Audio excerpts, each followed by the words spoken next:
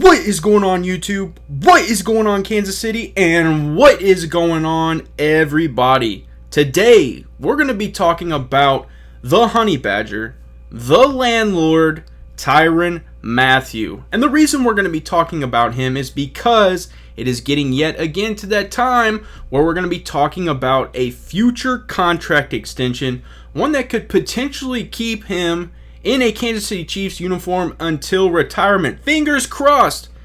The next thing is the fact that there's a chance, we've heard, it may not happen at all. You know, I'm excited to talk about the true extension. I think he deserves it, which we're going to talk about not only his stats in a Kansas City Chiefs uniform, but we're also going to break down his current contract that he received when he was coming to us from the Houston Texans. So again, ladies and gentlemen, I'm beyond excited to provide this content to you because we are talking about my favorite Kansas City Chiefs player right now.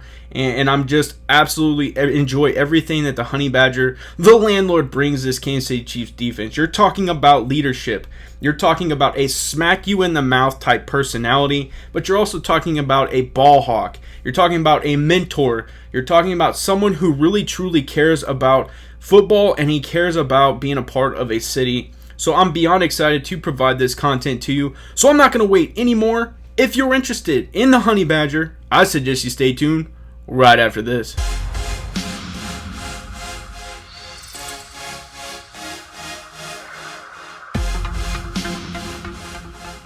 But before we dive in and start talking about how rent is due for the Landlord, I ask that you guys smash that subscribe button, smash that like button, comment down below, and now it's time to get into this video. Let's go. You know, I was beyond excited to start this video, and the reason is because as I sit here and started making this video, I reminisce on the times where the Honey Badger was just flying all over the field at LSU, wearing number 7, whether it was returning punts for touchdowns or it was just laying the boom on the defensive side of the ball, or maybe it was dropping back, ball hawking the QB and taking a pick 6. I mean, just absolutely incredible the capabilities that the Honey Badger had when he was in college. And then there was part of me when he was coming out of college going into the NFL, I was like, please Kansas City, draft Tyrann Mathieu, please do it.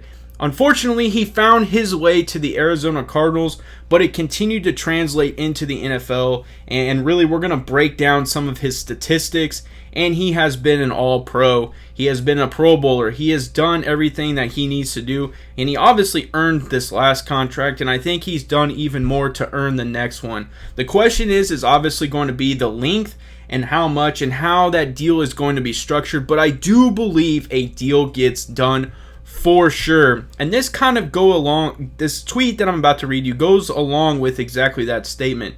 So this says the Chiefs are incredibly fond of Tyrann Mathieu. I could not agree more. The fans, I feel like, you know, the entire organization is rallying around the Honey Badger. It says that does that guarantee an extension? No.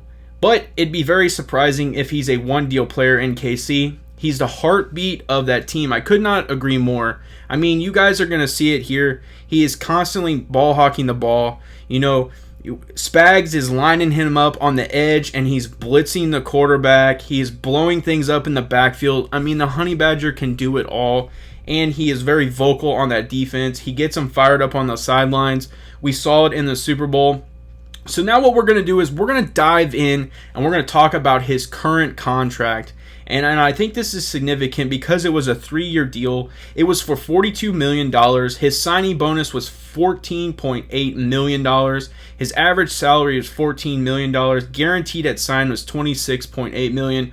Total guaranteed was at $26.8 million. And he is considered an unrestricted free agent in 2022. So that is something to definitely consider. So how a lot of these have been structured as of late is, so as you guys are going to see, at his age 27, at 2019, he signed a base salary deal for $850,000. The signing bonus was $4.93 million.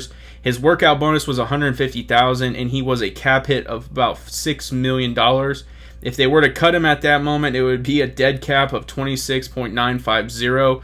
Obviously, that did not happen. Thank goodness that didn't happen, and that's not the intent, is to cut players that early on into big contracts. So it continued into 2022 where he was 28. That's where the base salary really jumps up, and I think a lot is that's how the new deals are being structured. You really kind of push it towards the back, and then you can kind of restructure as you go. So the base salary for 2020 was $11,150,000 with a signing bonus of basically $5 million, a workout bonus of $250,000, and he would have been a cap hit of about $16.3 million. So that's what you're looking at. He could have potentially opted out in 2021. It would have been a 2-year deal worth right around roughly $28 million. But we continued into year 29, which is, he's 29 years old, and it'll be season 2021. So as you guys can see, this is going to be a $14,550,000 base salary with a roughly $5 million signing bonus with a workout of, again, $250,000. His cap hit is going to be $19,733,000, and he could potentially be an unrestricted free agent going into his year age 30, which would be year 2022. I most definitely feel he re-signs with the Kansas City Chiefs, and the reason is because I don't feel the Kansas City Chiefs let a 3-time All-Pro, first-team All-Pro, 2-time Pro Bowler just go away off of a first deal, especially when he was a part of your structure that took you to back-to-back Super Bowls. You win one, you obviously lose the other one, but you still went to back-to-back Super Bowls. He is such a tremendous leader on that defensive side of the football,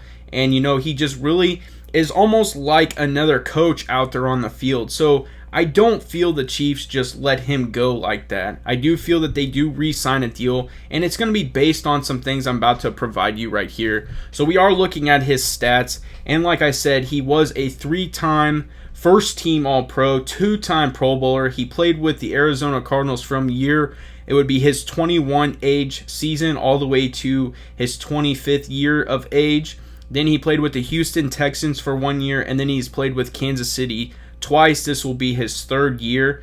And so as it's gotten better, each year it feels like it's gotten better for him from a statistical standpoint. Early on he was getting about 2 to 5 interceptions. This last year he got 6 interceptions. The year before that he had 4 interceptions. So with his time in Kansas City, he played all 16 games his first year here. He did have 4 interceptions.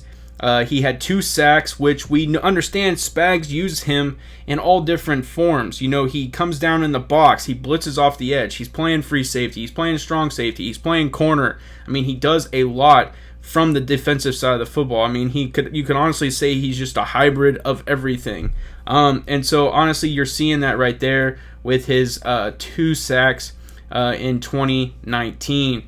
He did have 75 combined tackles. 63 of those were solos and 12 of those were assisted, and he had 3 tackles for a loss. Now in 2020 was his, yet again, an first-team All-Pro year, and he was a Pro Bowler. He did play in 15 games. He started 15 games. He had 6 interceptions. 1 was for a touchdown. Pick 6, baby! And then as you get in, you see he had 62 combined tackles. 48 of those were solos, 14 assists, and he had 3 tackles for a loss. So really you're seeing the worth of the Honey Badger, and I do honestly feel that the Kansas City Chiefs see that as well, and they understand how significant he is to this defense. He's a mentor to the likes of Juan Thornhill. We've seen exactly what he's done working with Dan Sorensen and really just kind of being that, teammate to Dan Sorensen. And I think it just goes deeper than that. You see the collaboration he's had with Frank Clark and many others. Chris Jones, the list goes on and on and on. He is one of the ultimate teammates. He's not afraid to get into you and let you know when you're doing the wrong thing. And that's just the way he plays, and I like that. I appreciate you swinging by and checking out this video on the Landlord, on the Honey Badger, on Tyrann Mathieu. Ladies and gentlemen, I am honest with you guys. He is my favorite player. I absolutely love watching him play because he's so versatile. Like I stated in this video, he comes off the edge. He can ball hawk. He can intercept and go back for a touchdown. And it sounds like if you really, really needed to, he could do a punt return or maybe even a kickoff return. That's what's absolutely amazing about the Honey Badger. I do really appreciate you guys swinging by. Make sure you guys smash that like button. Make sure you really smash that subscribe button. Comment down below because I've enjoyed the interactions with you guys in the comment section. And you guys know this is the Beat of KC. As always, have a good day.